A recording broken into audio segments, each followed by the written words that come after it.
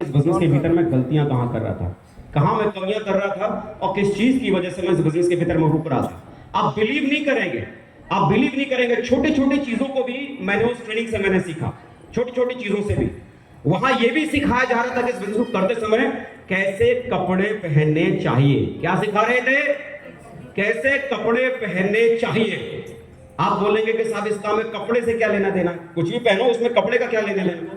बात को समझानी चाहिए और बात सामने वाले को समझ में आनी चाहिए। चलो मैं आपको समझाता हूं। आप मुझे एक बात बताओ, आप में से किसी एक व्यक्ति को यहां पर मैं खड़ा करता हूं, स्टेज पे लेके आता हूं, यहां हजारों लोग यहां पर बैठे हुए हैं। लोगों का चेहरा देख के आपको सिर्फ यह बताना कि इसमें से वकील कौन है। क्या बताना है? वकील, लॉयर कौन है। क्या चेहरा देखकर आप बता सकते हो लॉयर कौन है? बता सकते हैं क्या? नहीं ना। लेकिन अगर कोर्ट में आपको ले जाया जाए, कचहरी में अगर आपको ले जाया जाए, तो इसमें वकील कौन है उस भीड़ में, आप चेहरा देख के बता दोगे हाँ या ना? कैसे? क्या उसके माथे पे लिखा था कि मैं वकील हूं? माथे पे लगा के कचहरी में आदमी जाता है। क्या देखा आपने? उसका पहनावा, उसमें पुलिस वाला कौन है, आसानी से देख के बता दोगे ना? क्या देखा आपने? हॉस्पिटल जाते हो कौन डॉक्टर है, कौन कंपाउंडर है, कौन वार्ड बॉय है, कौन वार्ड गर्ल है, बता देते हो हाँ या ना? कैसे? क्या देखा आपने? ड्रेस कोड, ड्रेस कोड, उनका पहनावा इंडिकेट करता है कि सामने वाला व्यक्ति किस फील्ड से, किस प्रोफेशन से, वो क्या है। इस बिजनेस से पहले, ट्रेनिंग से पहले होता क्या था कि मैं जब किसी व्यक्ति को प्लान देने के लिए जाता था तो मैं इस बात की परवाह नहीं करता था मैं क्या पहन के किसी व्यक्ति के पास प्लान देने के लिए गया। मालूम पड़ा मुझे मेरे मोहल्ले में किसी व्यक्ति के पास जाना, प्लान देने के लिए जाना है, तो जैसे मैंने कपड़े पहन रखे, टी शर्ट में हूं, लोअर पहन रखी है, चप्पल ऊपर ढूढ़ी पहनने के लिए जूता होता, ढूढ़ा पहनने के लिए जूता नहीं मिला, चप्पल नहीं मिला, तो आपको मालूम है बाथरूम के बाहर एक चप्पल पड़ी होती है। मालूम है आपको? बाथरूम के बाहर हम लोग अक्सर एक चप्पल रखते हैं अलग से। कोई चप्पल, सैंडल, जूता नहीं मिला ना, तो उसी चप्पल को पहन के चल पड़ता था प्लान देने के लिए। क्या सोचता था उन अंकल को थोड़ी अपनी बेटी के लिए बेटा ढूंढना, लड़का ढूंढना, मेरे को थोड़ी फाइनल करने वाले, मुझे उनको अपना प्लान समझाना है, उनको मेरा प्लान समझना है, इसमें मैंने क्या पहना इससे क्या लेने देना है। इस सोच के साथ मैं उनको प्लान देने के लिए चला जाता था। मुझे लगता था कपड़ों का कोई लेना देना नहीं, लेकिन साहब कपड़ों का बहुत लेना देना।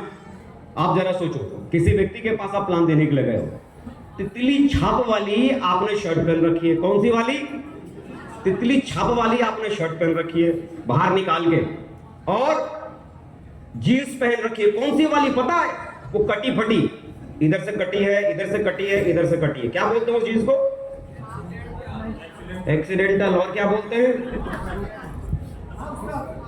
माउस कट, जो भी कट बोलते हैं, माउस कट, एक्सीडेंटल, डैमेज और पता नहीं क्या क्या। लड़के क्या बोलते हैं साहब, इसको पहनने के बाद माचो फील आता है। माचो का मतलब नहीं पता उनको, लेकिन माचो फील आता है, पता नहीं क्या क्या बोलते हैं साहब। अब आप मुझे बताओ, तितली छाप शर्ट पहन के हैं, कटी फटी जीन्स पहन के, तिरंगा स्टाइल का जूता पहन के किसी को प्लान देने के लिए जाओगे, तो सामने वाला लपुआ समझेगा या प्रोफेशनल समझेगा? टेल मी, लपुआ समझेगा या प्रोफेशनल समझेगा? किसी भी काम को अगर आपने करना शुरू किया, सबसे पहले आपको उस काम के हिसाब से लुक लाइक अ प्रोफेशनल। जब तक आप प्रोफेशनल दिखोगे नहीं, धंधा बढ़ेगा, बिजनेस बढ़ेगा नहीं। फर्स्ट ऑफ ऑल सबसे पहले अपने धंधे के हिसाब से पहले खुद को बदलो। आप बोलोगे नहीं साहब, हमको तो बदलना नहीं है, हम तो वही लोअर पहन के, जीन्स पहन के, कटी फिटी वाली जीन्स पहन के ऐसे चलेंगे। थोड़ा चेंज करना पड़ेगा अपने आप को, अपने भीतर आप बदलाव करने की शुरुआत करेंगे, चीजें बदल जाएंगी। जरा सोचो, आपने प्लेन शर्ट पहननी शुरू की। कैसी भी शर्ट पहननी शुरू की? प्लेन। तितली छाप वाली शर्ट की जगह प्लेन शर्ट पहननी शुरू की, और कटी फिटी जीन्स की जगह आपने ट्राउजर पहनना शुरू किया। ट्राउजर समझते हैं आप? Pant, full pant. ये पैंट है, ये क्या है? Full pant. पैंट पहनी और शर्ट को बाहर निकाल के नहीं, बल्कि शर्ट का से अंदर डाल के बढ़िया से, और आपने उस पर एक अच्छी सी एक बेल्ट आपने लगाई, और रंग बिरंगा तितली छाप वाला जूता नहीं, स्पोर्ट वाला जूता नहीं, बल्कि आपने लेदर का बढ़िया सा काला वाला जूता आपने पहनना शुरू किया। कैसा? काला जूता आपने पहनना शुरू किया, ब्लैक कलर का काला जूता आपने पहना। आप ट्राउजर पहने, पैंट पहने, शर्ट को आपने इन करके पहना, बेल्ट आपने लगाई हुई है, और इस लिबास में किसी को प्लान देने के लिए आप जाओगे तो सामने वाला आपको प्रोफेशनल समझेगा या लकुआ समझेगा? ये ड्रेस कोड क्या इंडिकेट करता है? वो लकुआ छाप वाला ड्रेस पहन के अगर किसी के पास जाएगा ना तो कोई बाप अपनी बेटी का हाथ भी नहीं देगा। लकुए के हाथ में कोई बाप अपनी बेटी का हाथ नहीं देता। लेकिन जो प्रोफेशनल लिबास में अगर किसी से मुलाकात करने के लिए गया ना तो वो प्रोफेशनल लिबास सबसे पहले क्या इंडिकेट करता है? ये आदमी जिम्मेदार आदमी है, ये आदमी जिम्मेदार आदमी है, प्रोफेशनल आदमी है। और हर व्यक्ति एक प्रोफेशनल आदमी को चाहता है, पसंद करता है। तो सबसे पहले खुद को बदलने की शुरुआत करना। तो साहब ये छोटी सी चीज मैं बता रहा हूं जो मैंने उस ट्रेनिंग में जाने के बाद मैंने सीखा कि इस बिजनेस के भीतर लिबास भी जरूरी है, क्या पहनना है वो भी सीखना बहुत जरूरी है। ऐसे ही करके बहुत सारी छोटी छोटी चीजों को मैं करता गया, सीखता गया, और सीख कर इस काम को करने की मैंने शुरुआत की। बिहार के भीतर एक पहले व्यक्ति मिले मेरे साथ में, इनके साथ मैंने काम करने की शुरुआत की, अविनाश कुमार जी। आप लोग जानते हैं? मैं चाहूंगा पहले तो इनके लिए जोरदार ताली होगा। चौथे दिन जब मैं अपने अप्लाई से मुलाकात करने के लिए गया था अपनी शादी के बाद, तो उनसे मैंने बोला कि साहब मैं कुछ भी करने के लिए तैयार हूं, बस मुझे डायमंड बनना है।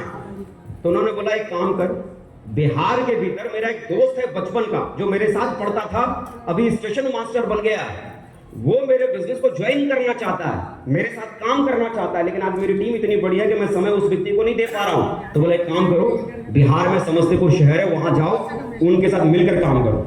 तो मैंने कहा ठीक है साहब, मिलकर काम करेंगे, उनके पास जाते हैं। तो बोला कब जाना है? मैंने उनसे पूछा कब जाना है? बोला कब क्या जाना है? आज आप हमारा बात कर रहे हैं, कल रेलवे स्टेशन चले जाना, तत्काल के टिकट कराना, कल तत्काल के टिकट कराओगे तो परसों की मिल जाएगी, परसों की ट्रेन पकड़ कर पहुंच जाना वहां पर, करो काम उनके साथ। कब बोल रहे थे जाने की? कल तत्काल के टिकट कराओ, परसों चले जाओ। 4 दिन शादी को हुए थे। शादी के कितने दिन हुए थे? 4 दिन शादी को हुए थे। बताओ कितने बहरेआम आदमी थे, ये भी नहीं देख रहे थे लड़के की शादी हुई है, एक आध महीने तो छोड़ दो। 4 दिन खाली शादी की हुए थे, और चौथे दिन क्या समझा रहे थे मुझे? वहां जा। तो मैंने उनसे पूछा कि ठीक है साहब, मैं चला जाता हूँ रेलवे स्टेशन, रिजर्वेशन कराने जाता हूँ, अभी जा रहा हूँ, कंफर्म सीट मिलेगी नहीं मिलेगी वो तो पता नहीं, लेकिन तत्काल करा लेता हूँ।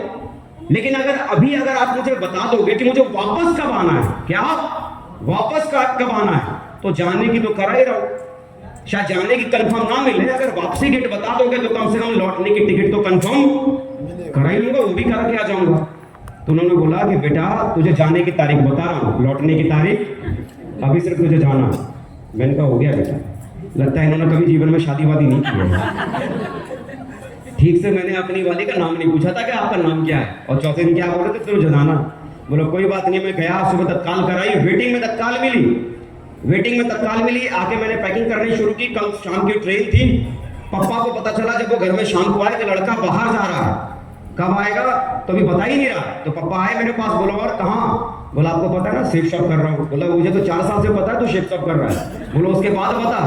तो बोला उसी बिजनेस के लिए। बोला बिजनेस का शब्द का नाम मत ले, तेरी ऐसी की तैसी तेरे बिजनेस की, 4 साल से तेरा बिजनेस देख रहे हैं। तो बोला लौटेगा कब? तो मैं लौट आऊंगा जल्दी। बोला हाँ वो तो मैं सुन रहा हूँ जल्दी लौटाएगा, तो लौटेगा जल्दी कब? बोला जल्दी लौट के आऊंगा। बोला कब? तो आऊंगा, जल्दी आऊंगा। मुझे साला खुद नहीं पता कि मेरी लौटने की तारीख क्या है, मैं अपने पापा को क्या बोलूंगा मेरी लौटने की तारीख क्या है। तो यही बोलता रहा कि हाँ चले नालायक, पता नहीं क्या क्या उन्होंने बोला नाम खराब कर दिया इसने लड़के ने। बताओ अभी शादी की है और पता नहीं कहाँ जा रहा, दुनिया समाज सवाल करेगी कि नई लड़की को छोड़ के लड़का क्यों चला गया, क्या जवाब देंगे हम समाज को, क्या बोलेंगे हम समाज को? 10 तरह की बातें कर रहे थे और हर बात में एक ही जवाब दे रहा था, जल्दी लौट के आऊंगा। मुझे खुद डेट नहीं पता थी। बिहार में आया काम करने के लिए। अविनाश कुमार जी पहले वो व्यक्ति थे समस्तीपुर के भीतर जिनसे मेरी मुलाकात हुई, और इनके साथ मिलकर काम करना शुरू किया। और इनके साथ मिलकर काम करते हुए ढेर सारे साथी मिले। संजीव कुमार जी मिले, सतीश कुमार जी मिले, अंजनी झा जी मिले, शुभकांत कुमार जी मिले, अजीत झा जी मिले, और ऐसे बहुत सारे ये साथी जो आज यहाँ पर डायमंड बन के आपके सामने बैठे हैं, ये सभी साथी मिले। शुरुआत के 3.5 साल मैंने इस बिजनेस को किया। कितने साल? शादी के बाद की बात बता रहा हूं। कब की बात बता रहा हूं? शादी के बाद 3.5 साल मैंने बिजनेस को किया। किसके हिसाब से? सिस्टम जो बोलता गया उसके हिसाब से, और अपलाइन जो बोलते गए उनके हिसाब से लगातार काम किया, और 3.5 साल के भीतर इस बिजनेस के भीतर मैं डायमंड बन गया।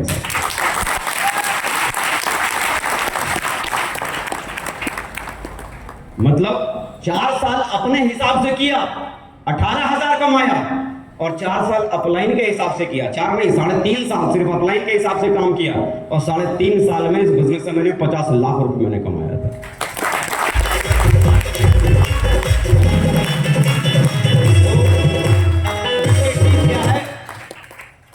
इतना तो समझ में आ गया, आप अपनी गुंडागर्दी कितनी भी दिखा लेना, मतलब आप अपना मिजाज कितना भी लगा लेना, अपनी अकल कितना भी लगा लेना, अपनी समझदारी कितना भी लगा लेना, अपनी समझदारी से ये बिजनेस होने वाला। इस बिजनेस में अगर आपको कामयाब अगर होना ना, तो एक बात आप समझना, अपलाइन ही वो चीज है जिसका हाथ पकड़कर इस बिजनेस के भीतर डायमंड तक का सफर आप तय कर सकते हो, बगैर अपलाइन के। बगैर अपलाइन के मैंने खूब जोर लगा दिया साहब, कुछ भी नहीं होता इस बिजनेस के भीतर। वर्तमान में अगर मैं बात करूं तो सिप शॉप में ही नहीं, बल्कि डायरेक्ट सेलिंग इंडस्ट्री में हमारे इंडिया में, डायरेक्ट सेलिंग इंडस्ट्री में हमारे इंडिया में 2nd हाईएस्ट पोजीशन है क्राउन एम्बेसडर। आज मुझे खुशी है इस बात को कहते हुए, आज मैं उस पोजीशन पे हूं। नेटवर्क इंडस्ट्री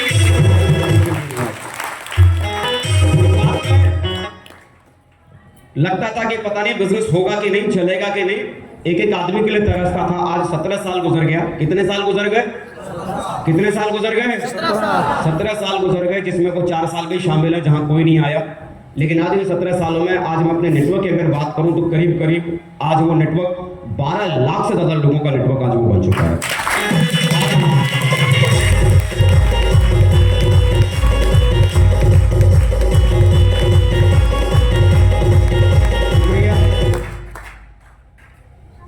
काम तो होता है, काम तो होता है। देखो ये वही, पहचान रहे हो आप इसको? पहचान रहे हो इस लड़के को? पहचाना? मिलाओ, मैच कर रहा है भाई। और ये वो मेरी वाली है, शादी के, ये दूसरे दिन की फोटो है। ये कब की फोटो है? शादी के, ये दूसरे दिन की फोटो है। और ये वाली आजकल वाली है।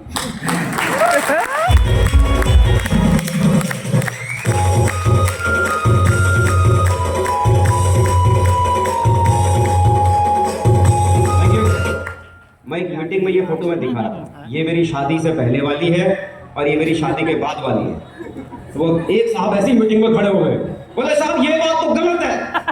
मैंने कहा क्या बात गलत है? शादी के बाद आपको बीवी नहीं बदलनी चाहिए थी। तो मैंने कहा भाई साहब वही वाली है। तो नहीं ऐसी कैसे हो गई?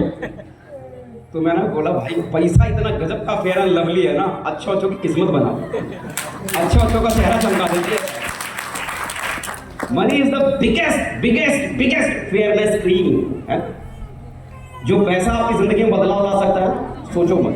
दुनिया बदलती है, इतना बदलती है जितना कि आप सोच भी नहीं सकते। ये बिजनेस ने बहुत कुछ दिया, और आज इस बिजनेस की वजह से आज हम हस्बैंड वाइफ, मतलब वो सारे शौक पूरे कर पाए जो कभी जीवन में सोचा नहीं था। देश विदेश घूमे इस बिजनेस की वजह से, अपनी वाइफ के साथ Singapore, Malaysia, Hong Kong, Macau, Thailand, Finland, Austria, Hungary, Bratislava, Slovakia, Spain, Tehran, Russia, Italy, Dubai, Turkey, Vietnam, इन सारे देशों को घुमा है। जो कभी लगता था कि आगरा से मथुरा भी कभी घूमेंगे कि नहीं, मथुरा हमारे शहर से 50 किलोमीटर की दूरी पे था, कभी अपने पैसे से घूमने नहीं गए, कभी गए ही नहीं था अपनी लाइफ में। लेकिन बिजनेस मिला जिसने एक शहर ही हिंदुस्तान में नहीं बल्कि दुनिया दिखाने की शुरुआत कर दी, दुनिया बदल गई। बहुत सारे लोग बोलते हैं कि साहब पैसा नहीं आता। क्या बोलते हैं सतीश जी? गजब। चेक दिखाओ तो पता है क्या बोलते हैं? Photo copy. क्या बोलते हैं? कंप्यूटर पे छाप के लोग निकालते हैं साहब, एडिट करके लोग निकालते हैं, पता नहीं क्या क्या होता है। मैं यहाँ पर जो मैं आपको दिखा रहा हूँ, शायद कुछ क्लियरिटी होगी, नहीं होगी तो मैं यहाँ पर क्लियर कर दूंगा। ये फॉर्म नंबर 26 AS है जो मैं आपको दिखाने जा रहा हूँ। बहुत सारे लोग जो गवर्नमेंट डिपार्टमेंट में होंगे या फाइनेंस को जो समझते होंगे या अकाउंट्स को मैनेज करते हैं, वो अच्छे से जानते हैं फॉर्म नंबर 26 AS का मतलब ये लीगल डॉक्यूमेंट है, आपका लीगल फाइनेंशियल डॉक्यूमेंट है जो मैं आपको दिखा रहा हूँ। ये फाइनेंशियल ईयर जो अगर यहाँ पर क्लियर ना हो, पूरे 1 साल में सिप शॉप ने कितना पैसा मुझे ट्रांसफर किया, यहाँ लिखा है। अगर आपको क्लियर नहीं दिखाई दे रहा, मैं यहाँ स्क्रीन पे भी दिखाता हूँ। ये फाइनेंशियल ईयर 2019 और 2020 का स्टेटमेंट है। 2019 और 2020 का मतलब क्या है?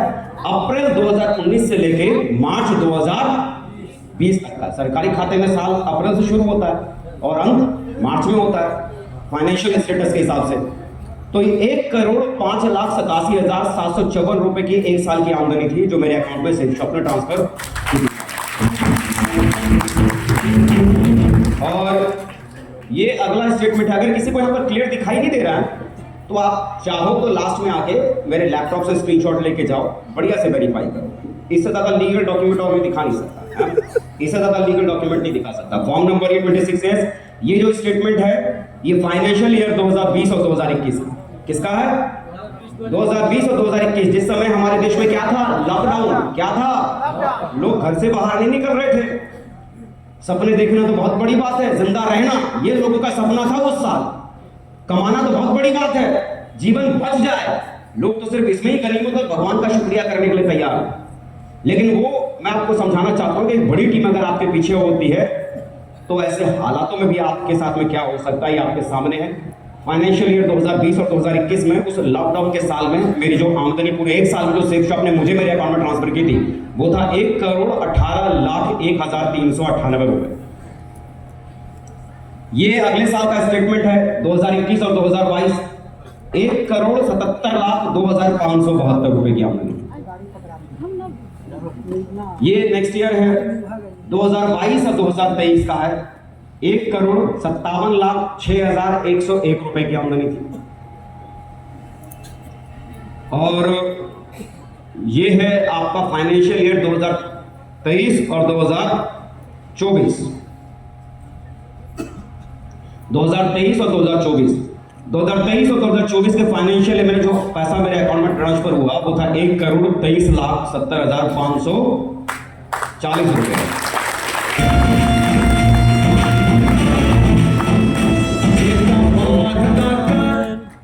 लोग कहते हैं पैसा नहीं आता, मैं सालों का स्टेटमेंट दिखा रहा हूं, महीने, 2 महीने, सप्ताह, 2 सप्ताह का, बल्कि कितने सालों का स्टेटमेंट दिखा रहा हूं। हिसाब पैसा आता है और लगातार आता है, भरपूर आता है। दुनिया बदलती है। इसके बाद अभी आप में से बहुत सारे लोग शायद कुछ महीने पहले जो बिजनेस में आए थे, हम लोग तो जुड़े थे 2 लाख सप्ताह कमा सकते हैं। कितना? मतलब एक सप्ताह में 2 लाख कमाओगे, महीने में 8 लाख कमाओगे और साल में मैक्सिमम कितना कमा सकते हो?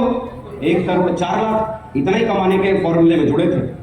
लेकिन अभी आपके पास में कितना कमाने का ऑप्शन है? सतीश जी ने बताया कितना? 40 लाख। भाई आपके पास में 4 लाख रुपए सप्ताह कमाने का ऑप्शन है। कितना? 4 लाख रुपए सप्ताह। महीने का 16 लाख और साल का 2,08,00,000। कितना? मिनिमम। ये तो मिनिमम है साहब, मैक्सिमम तो छोड़ो, मैक्सिमम का तो कोई अंत ही नहीं। मैक्सिमम 2,08,00,000 कमाने का मौका आपके पास में। तो आज ये फॉर्मूला बदल गया, सच में बना क्या? ये स्टेटमेंट मैं आपका दिखा रहा हूं। नया प्लान चार्ज हुआ, नया प्लान लॉन्च हुआ, सुपर चार्ज प्लान। मालूम है आप लोगों को? yes. ये मेरा स्टेटमेंट मैंने लगा रखा है, अपने इनकम के स्क्रीनशॉट मैंने लगा रखे हैं यहाँ पर। पूरे अगस्त में ही नया प्लान चालू हुआ था ना? yes. अगस्त से 4 लाख पर वीक का प्लान आपका लॉन्च हुआ और अगस्त महीने की सिर्फ 1 महीने की आमदनी, कितने महीने की? 1 महीने की आमदनी 44,95,820 रुपए।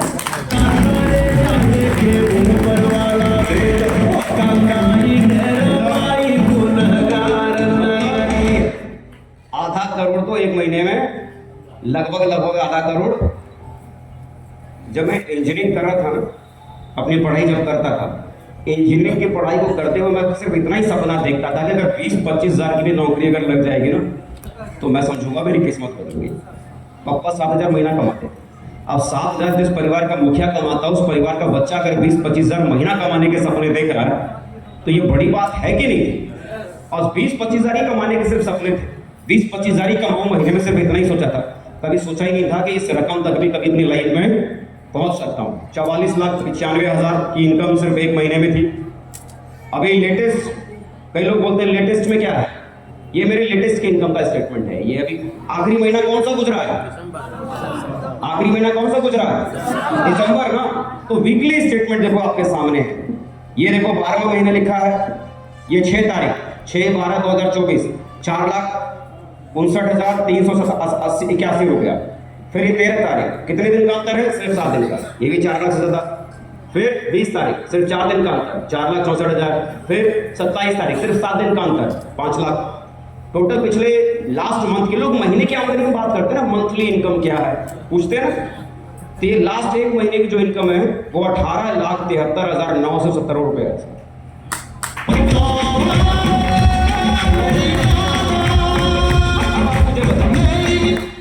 पैसा आता है कि नहीं आता है, बनता है कि नहीं बनता है। अभी 2 सप्ताह और गुजरे हैं, वो 2 वीक के स्टेटमेंट ही आपके सामने लगे हुए हैं। जनवरी के first week, second week, last यही चेक आपका शो हुआ ना। कितना दिखाऊं भरोसा करने के लिए, बताओ ना कितने पे भरोसा करोगे। लोग सप्ताह के चेक दिखाने की बात करते हैं, सप्ताह, महीना, साल, 1 साल, 2 साल, 3 साल, 4 साल, कितने साल देखकर बिलीव करोगे, कितने साल देखकर यकीन करोगे, कौन सा डॉक्यूमेंट, कौन सा लीगल पेपर देखने के बाद विश्वास करोगे कि ये सारी चीजें होती हैं। इस बिजनेस में लोगों को डायमंड बनने में ज्यादा वक्त नहीं लगता। इस बिजनेस में लोगों को डायमंड बनने में ज्यादा वक्त नहीं लगता। वक्त जो लगता है ना, विश्वास करने में लगता है, विश्वास करने में लगता है, विश्वास करने में। मेरा वो शुरू का जो 4 साल गुजरा, इस वजह से नहीं गुजरा, इस वजह से नहीं गुजरा। वो 4 साल जो मैं कर नहीं पाया, मैं फेल हो गया, वो इस वजह से फेल नहीं होगा कि मुझे समझ कुछ नहीं आता था, बल्कि फेल क्यों था, क्योंकि भरोसा नहीं था कि यहां से कुछ हो सकता। और जिस दिन से बिलीव होना शुरू हो जाता है, विश्वास होना शुरू हो जाता है, तो फिर काम करने की दिशा अपने आप बदल जाती है ना। सही डायरेक्शन में, सही रूट में आप जाने की आप शुरुआत कर जाते हैं। ये तस्वीर मैं आपको और दिखाता हूं। ये तस्वीर है अप्रैल 2013 की। कब की है ये? अप्रैल 2013। कब की? अप्रैल 2013 में मैंने पहली कार खरीदी थी अपनी लाइफ की। बहुत छोटी सी गाड़ी थी, पटना के भीतर ही खरीदी थी। पटना में आशियाना ह्युंडई से खरीदी थी। कुल 4 लाख रुपए की गाड़ी थी, ह्युंडई कंपनी की ईऑन, नाम सुना है आपने? ईऑन, ईऑन खरीदी थी ये 4 लाख वाली। और मजे की बात है, इस गाड़ी के साथ जो खड़ी है वो मेरी वाली। इसकी वाली? हाँ, भूलना नहीं, मैं बार बार याद दिलाता हूँ, वरना फिर आप भी सवाल करोगे बदल क्यों दी साहब। तो वही वाली है। तो ये मेरी वाली है, और ये मेरी वाली पहली गाड़ी थी। 4 लाख की खरीदी थी 2013 में। और एक और तस्वीर दिखाता हूँ 2023 की, सिर्फ 10 साल के अंतर में। सिर्फ 10 साल के अंतर में क्या हो सकता है। ये 10 साल बाद एक और खरीदी, दुल्हन की तरह से ढकी हुई थी। चलो उठाते हैं इसका घूंघट।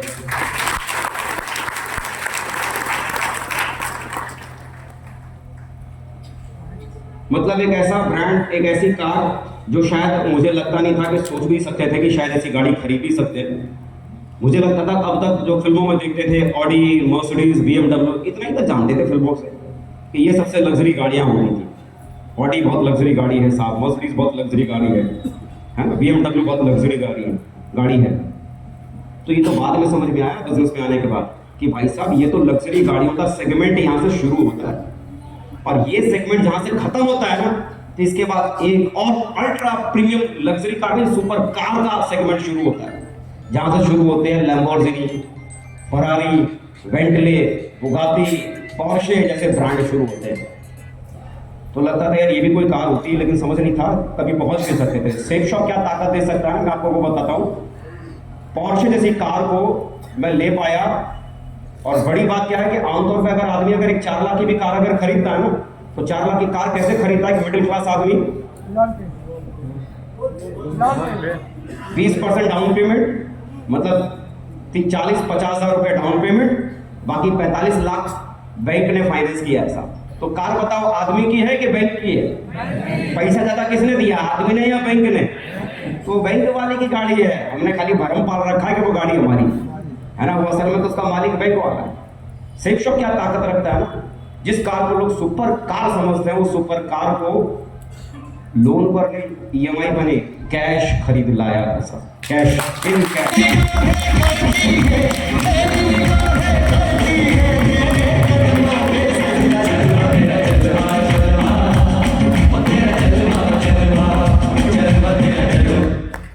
क्या लग रहा है, मैं क्या बताना चाह रहा हूं आपको? कार आ गई तो मैं बहुत बड़ा आदमी बन गया, बंगला बना लिया तो बहुत बड़ा आदमी बन गया, लाखों कमा रहा हूं तो बहुत बड़ा आदमी बन गया, तो मेरी सुनो में भी मैं बहुत बड़ा आदमी हूं ना। ये बताने की मेरी मंशा है ही नहीं, ये बताने की मेरी कोशिश है ही नहीं।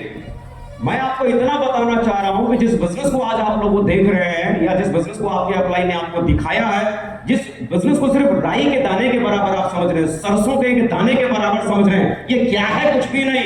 आपको उम्मीद भी नहीं, आपको अंदाजा भी नहीं, जो राई के बराबर, सरसों के बराबर दिखने वाला दाने की तरह ये बिजनेस जो आपको नजर आ रहा है, आपको अंदाजा भी नहीं ये बिजनेस आपकी जिंदगी में कितने बड़े बदलाव आपके जीवन में आपके लिए ला सकता है। आपको अंदाजा भी नहीं, इस बिजनेस को आप देख रहे हो कितना बड़ा है, आपको अंदाजा भी नहीं, आपको अंदाजा भी नहीं। भाई साहब, आज की तारीख में अगर आईआईटी कॉलेज से या आईआईएम कॉलेज से अगर एमबीए पास आउट कोई बच्चा निकलता है, आईआईएम कोई बच्चा निकलता है, हमारे इंडिया में अगर किसी कॉलेज से पास आउट बच्चे का अगर 40 लाख, 50 लाख, 60 लाख, 70 लाख अगर पैकेज अगर मिल जाए ना, सालाना का पैकेज अगर मिल जाए, तो साहब वो होर्डिंग बोर्ड पे उस बच्चे का चेहरा होता है, अखबारों के पन्नों पे उस बच्चे का चेहरा होता है, न्यूज़पेपर की हेडलाइन में होता है, सोशल मीडिया तो छोड़ो, मतलब मीडिया चैनल के ऊपर वो वायरल होता है कि देखो फलाने कॉलेज के स्टूडेंट को फलानी कंपनी ने इतने लाख का पैकेज दिया, 70 लाख का पैकेज दिया, 80 लाख का पैकेज दिया, 1 करोड़ का पैकेज दिया, वो नेशनल सेलिब्रिटी वो बच्चा बन जाता है। हाँ कि ना? तो आप मुझे बताओ, यहां जो आपको कमाने का मौका मिल रहा है 2 करोड़ 8 लाख, क्या छोटी रकम है या बहुत बड़ी रकम है? छोटी रकम है या बहुत बड़ी रकम है? अरे करोड़ों कमाने का सपना लोग देखते हैं आज की तारीख में, और जिस काम से करोड़ों रुपया सालाना आ सकता हो, वो काम छोटा हो कैसे सकता है?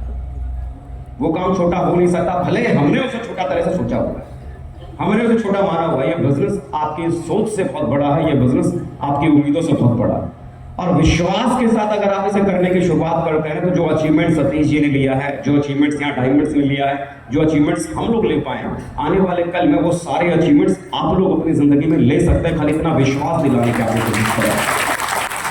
मैं आपको आपका फ्यूचर दिखाने की कोशिश कर रहा हूं कि अगले 17 साल अगर आप इस बिजनेस में अगर बने रहे तो अगले 17 सालों के बाद आपकी जिंदगी में क्या हो सकता है, अगले 17 सालों के बाद आपकी दुनिया क्या हो सकती है, अगले 17 सालों के बाद अपनी जिंदगी में आप कहां तक पहुंच सकते हैं। मैं आपका फ्यूचर में आपको दिखाने की खाली कोशिश कर रहा हूं। और इकलौता मैं ऐसा बिजनेसमैन नहीं हूं, बल्कि सैकड़ों लोग आज की तारीख में इस बिजनेस में, हजारों की संख्या में लोग हैं जो इस बिजनेस में कामयाब है। बिजनेस को करने की जब शुरुआत की थी तो सिर्फ सोचता था कि अकेला किसी भी तरह से मैं डायमंड बनूं। आज इस बिजनेस में, इस स्टेट में ही अगर देखेंगे तो ढेर सारे सफल लोग हैं। आज मेरे साथ में काम करते हुए बहुत सारे साथी हैं। अविनाश कुमार जी जो रेलवे में सेक्शन मास्टर हुआ करते थे, आज क्राउन की पोजीशन पे है। 2.5 लाख से ज्यादा लोगों का आज नेटवर्क है, आज अपनी जगुआर कार आज चलाते हैं। अजीत कुमार झा जी आज क्राउन है, 2.5 लाख से ज्यादा लोगों का जिनका नेटवर्क है। आज इस बिजनेस की वजह से आज रेंज रोवर कार चलाते हैं। आपके बिहार से, साहब समस्तीपुर से, बिहार से संजीव कुमार जी पटना के रहने वाले हैं, स्टूडेंट थे और आज की तारीख में इस बिजनेस में मरकरी है। 1 लाख से ज्यादा लोगों का नेटवर्क इनके पास में। सतीश कुमार जी जिनको आज आपने लाइव देखा, जिनको आपने लाइव आपने सुना, मरकरी है आज की तारीख में, आज अपनी खुद की फॉर्च्यूनर कार चलाते हैं और बहुत लग्जरी लाइफ को आज की तारीख में जी पा रहे हैं। शुभकांत कुमार जी एमआर हुआ करते थे इससे पहले, मेडिकल रिप्रेजेंटेटिव, और एमआर होते हुए इस बिजनेस को करने की शुरुआत की और आज अपनी पसंद की जिंदगी को जी रहे हैं। मर्सिडीज कार चला रहे हैं, समस्तीपुर से ही है, अभी वेल सेटल्ड, अभी पटना के भीतर। आज पंकज सिंह कुंदन जी आरपीएफ में, रेलवे प्रोटेक्शन फोर्स में मामूली से कांस्टेबल हुआ करते थे, आज अपनी जगुआर कार को आज वो ड्राइव करते हैं। लाखों की टीम आज इनके पास में। हरिनारायण चौधरी जी राजस्थान से, लाखों की टीम आज इनके पास में है, आज अपनी खुद की पसंद की ऑडी कार चलाते हैं। तो सफल सिर्फ हम अकेले नहीं हुए, इस बिजनेस में ढेर सारे लोग हैं जो बिजनेस में सफल हुए। आज मैं खुद ही अगर बात करूं, डायमंड बनने का सपना अकेला मैं लेकर निकला था कि किसी तरह से मैं डायमंड बन जाऊं, लेकिन इन 17 सालों में काम करते हुए ये बड़ी बात नहीं कि मैंने कितने लाख की या कितने करोड़ का मैंने घर बनाया, कितने करोड़ की मैंने गाड़ी खरीदी, ये मेरे लिए बहुत बड़ा अचीवमेंट नहीं है। मेरा सबसे बड़ा अचीवमेंट है कि इस बिजनेस में जिन लोगों ने मुझ पर भरोसा किया, भरोसे से कंधे से कंधा मिलाकर काम करने की शुरुआत की, आज सैकड़ों की संख्या में ऐसे साथी मैं अपने साथ में ला पाया जो इस बिजनेस में डायमंड बन चुके हैं। सैकड़ों की संख्या में लोग मेरे साथ में जो डायमंड बन चुके हैं। डायमंड का मतलब क्या? डायमंड का मतलब हम उस व्यक्ति को कहते हैं जिसकी टीम कम से कम 10,000 लोगों से ज्यादा की हो। कितनी? और डायमंड का मतलब वो जो कम से कम जिसने 50 लाख या 50 लाख से ज्यादा कमाया हो, 60 लाख, 70 लाख, 1 करोड़, 2 करोड़, 3 करोड़, 4 करोड़, 5 करोड़, 6 करोड़, 10 करोड़, 12 करोड़, मैक्सिमम कुछ भी, लेकिन मिनिमम 50 लाख जिसने कमाया हो। सैकड़ों की संख्या में ऐसे साथी आज मेरे साथ आए जो आज की तारीख में इस इनकम पर है। और अकेला मैं नहीं हूं, साहब हजारों की संख्या में लोग यहाँ पर है जिन्होंने अपनी दुनिया बदली है। आप लोगों के बीच में ही देखिए, आपके साथियों में से आपके बीच में ही है नीरज कुमार जी।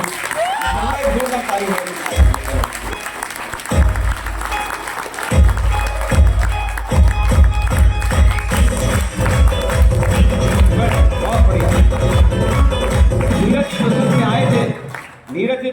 आए थे, आप ही के शहर से है ना? नीरज जी किस शहर से हो आप? मुजफ्फरपुर से हैं। क्या करते थे नीरज जी आप? आइए ऊपर आइए, दौड़ के आइए, किधर से आ सकते हैं? आओ देखो इनकी कहानी, इन्हीं के विमानी सुनाते हैं आपको। जानते हैं कितने लोग इनको नहीं जानते? सभी जानते हैं, सेलिब्रिटी बन गए आप। यार लोगों को पता है जिस मोहल्ले में लोग पैदा होते हैं ना, उस मोहल्ले में 4 घर के अलावा 5वां घर नहीं जानता। बड़ी बात है ना? यहाँ हजारों लोग बैठे हुए, पता नहीं किस किस मोहल्ले से हैं, किस किस इलाके से, किन किन शहरों से यहाँ पर आए हैं। वो अगर इनको जानते हैं तो मुझे बताओ इनकी पहचान अपने मोहल्ले से निकलकर जिले लेवल तक और शायद कई जिलों तक पहुंच गई या नहीं पहुंच गई? ये छोटी बात है या बहुत बड़ी बात है? वरना लोग जिस मोहल्ले में पैदा होते हैं ना, सिर्फ अपनी पहचान के साथ उसी मोहल्ले में गुजर भी जाते हैं। अपने मोहल्ले से निकलकर दूसरे शहर तक भी अगर कोई व्यक्ति पहचान बना ले अपने काम की वजह से, I think he will do lots. उसने बहुत कुछ किया है ना? तो अभी नीरज जी हमारे साथ है। नीरज जी अभी कितनी टीम है आपकी? 10,000 प्लस के। 10,000 लोगों का आज इनका नेटवर्क बन चुका है ना? कहाँ से हैं आप? मुजफ्फरपुर। अच्छा, ऑस्ट्रेलिया से तो नहीं आए? नहीं, मुजफ्फरपुर पास यही से, ये जगह भी यही। अच्छा, इसी जगह से आए हैं। अच्छा, मतलब ऑस्ट्रेलिया से नहीं है, अदर प्लेनेट से नहीं है, आप ही के शहर से आए हैं और आप ही के शहरों से इन्होंने, अच्छा शहर काम करने के लिए तो पाकिस्तान गए होंगे आप? नहीं सर, इसी शहर में और पास के शहर। ओहो, मतलब इसी शहर में ही इन्होंने काम किया। अच्छा नीरज जी, अब तक आपने कितना पैसा कमाया? अच्छा, क्या करते थे इससे पहले, जरा वो बताओ। इससे पहले कंप्यूटर साइंस इंजीनियरिंग में थे सर।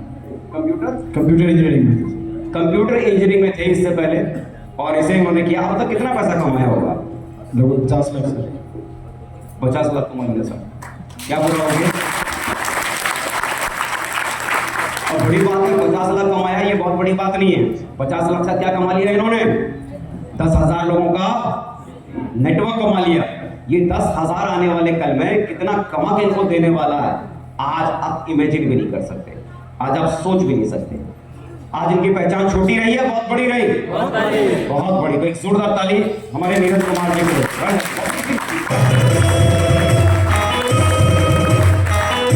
जोरदार ताली नीरज कुमार जी को।